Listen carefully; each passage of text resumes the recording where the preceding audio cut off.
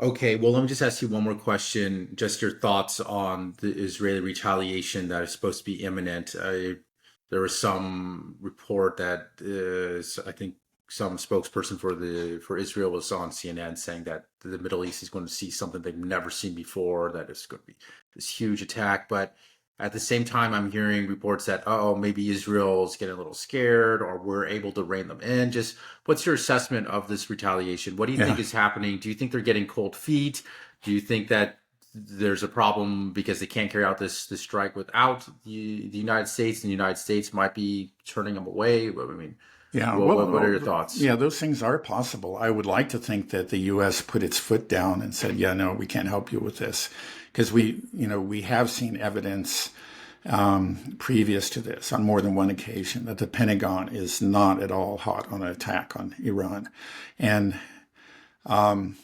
it seems that for Israel to carry out attack of any kind of scale, you know, of on the scale that they're threatening to do, the U.S. would have to be involved because it would have to involve, it would require air refueling. I think Israel has some of that capability, but they don't have enough for, for a major attack. Maybe they have enough for a couple of planes or something, but this would have to be many planes. Um, You'd have to have bombers, and you'd have to have, escorting squadrons of fighters, and so the U.S. would have to be there. I'm sure the U.S. would need to provide um, satellite data, but yeah, they would have to also supply the refueling tankers, and yeah, clearly they don't want to do it. It's just that, like we said, the risk is okay.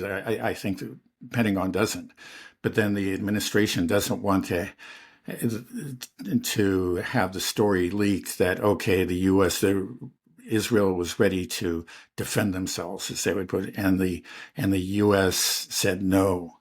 This is something that what kind of play that would get in the U.S. media, and Trump would be all over it, unfortunately, and it would probably hurt the Democrats.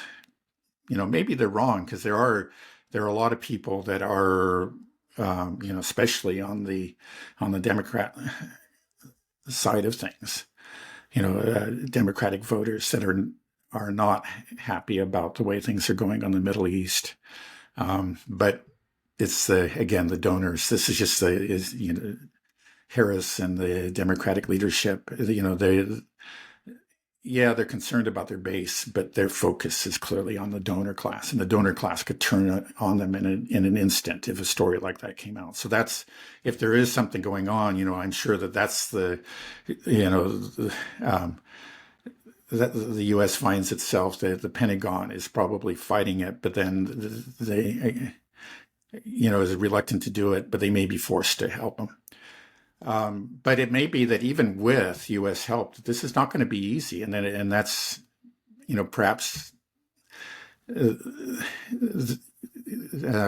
the IDF and the Pentagon may have been trying to tell the politicians this in the past, but like we say, the politicians just tend to brush these things aside and assume that anything can be done, that Western power is unlimited.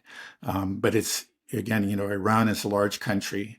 It's done a lot to prepare for an attack like this. In fact, they were earlier concerned not so much as about an attack from Israel directly, but by the U.S. And they knew the U.S. capabilities back during the George W. Bush years. After the attack on Iraq. So a lot of facilities are underground. A lot of facilities are very well defended. And it's again a large country, and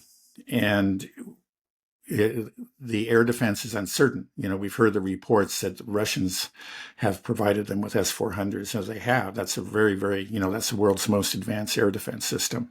And it could very easily, I imagine, shoot down F-35s and F-16s. And they may be looking at that. So, Yeah, it's just maybe that they realized that, it was easy for Netanyahu and company to boast and threaten, dire consequences, but it's just much more difficult to do that in practice. This is not Lebanon. This is not the Gaza Strip. It's easy to be tough when you have you're bombing a defenseless people, but these are not a defenseless people.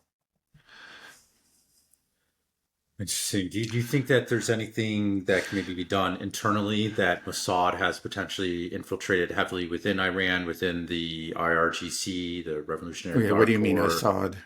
Oh, sorry, not Mossad. Sorry, I said Mossad. Mossad. Okay, Mossad. okay. Yeah, I'm sorry, yeah, maybe. yeah, yeah. If Yeah, you well, maybe I I mean, shouldn't there's have. always a risk of that, but we don't know that, that's probably not the case.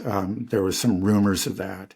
There's some fear, the fear is obvious, after what happened in Lebanon. Mhm. Um, so, it's not impossible, but I think it would be much more difficult to Lebanon, as Professor, Mohammed Morandi. Marandi pointed out, was always the weak link. It's a place where it's a very heterogeneous society with a very extensive Western presence. So if there was any place where the axis of resistance might be infiltrated, it would be Lebanon. Just much less likely that they would be able to pull that off in Iran. Okay, so you think that there's a real possibility then that Israel wants to do this, but they may find that they're not able to. But Yeah, they put their word on the line that there's going to be yeah, something huge, that this is something that the Middle East has never seen. Netanyahu is right. saying that the long arm of Israel can touch anybody in the Middle East. Let's Yeah, see, right? I mean, I guess that's all we can say. We just have to yeah. wait and see at this But we'll have point. to wait and see exactly.